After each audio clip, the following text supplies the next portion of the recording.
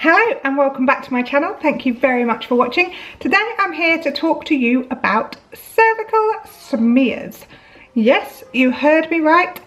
Cervical smears and screening, because I posted something on my Instagram recently and someone was like, oh, well done for speaking out. And I just thought, do you know what, maybe we don't speak about this stuff often enough.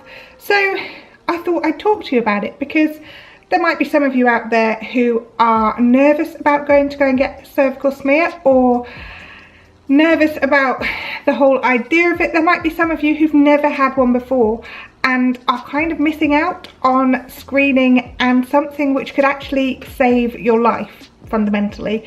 So I thought we'd talk about it. Let's banish like some myths. I don't know what myths there are, but let's banish them. If you're aged between 25 and 49, you'll have an invitation for a cervical smear every 3 years. If you're aged between 50 and 64, you will get an invitation for a cervical smear every 5 years. If you're over 65, you will only have an invitation for a cervical smear if you haven't had one since you were 50, or if you have had recently an abnormal test.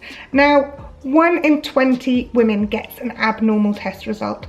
That sounds like quite a lot, but that doesn't necessarily mean that you have cervical cancer.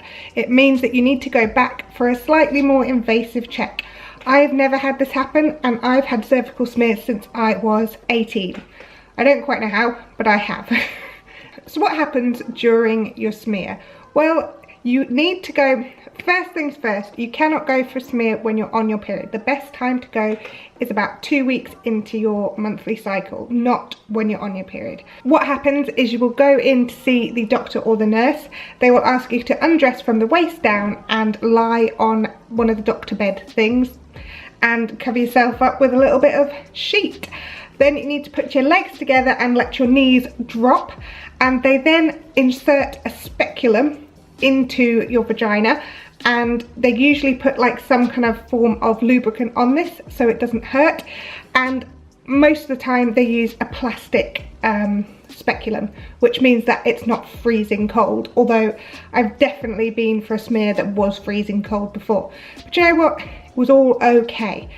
And then they get a little swab and they like rub the swab around your cervix, and then they just put the swab into a bottle, and they send that off to be tested, and that is it. It doesn't hurt. It might feel a little uncomfortable. You might feel like you need to go for a poo, you know, like when you're in labour and there's something pushing in that area, but it's not painful in my experience. It's certainly not worth putting off and then finding out that you have cervical cancer. It's something that might be like a couple of minutes discomfort in your lifetime versus not being alive.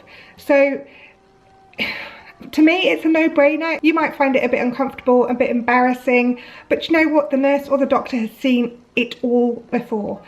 So what they're looking for is a change in the cells within the cervix, because this could indicate all kinds of different things, including cervical cancer. And it's completely your choice as to whether or not you actually go and attend your cervical screening and have a smear test. It's completely up to you. You do not have to go if you do not want to.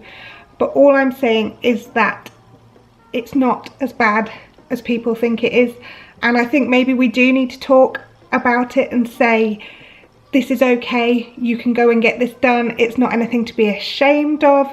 It's something that we all go and do, and yes, it might be embarrassing for a tiny little bit, but fundamentally it could save your life. You know, when you put it like that, there's absolutely no reason not to go. You generally get your results within 2 weeks of having had your smear test, which is ridiculously fast. You will then know whether or not you need to go back and have a further investigation, or more than likely everything will be fine and you can just chill out for the next 3 years until you have to have your next one. If you have to go back when you get your results, there are a couple of reasons why that could be. It could be that it was an inadequate result, so not enough cells were collected during the smear, or it could be because there were some abnormal results. If you have abnormal cells and you need to go back, you will be going back for a colposcopy, I think that's how you say it, which is when they use a microscope to examine the cervix in more detail. And I don't know what this is like because I've never experienced it before. If there are other women who have, who are ready to kind of tell me or tell everybody else in the comments below, then please do, because it will be really useful for people who are worried about that as well.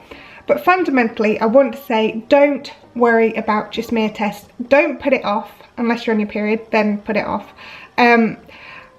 Just go and get it done. I have never thought twice about going to get it done, because to me it's far more beneficial that it's something that's available to us.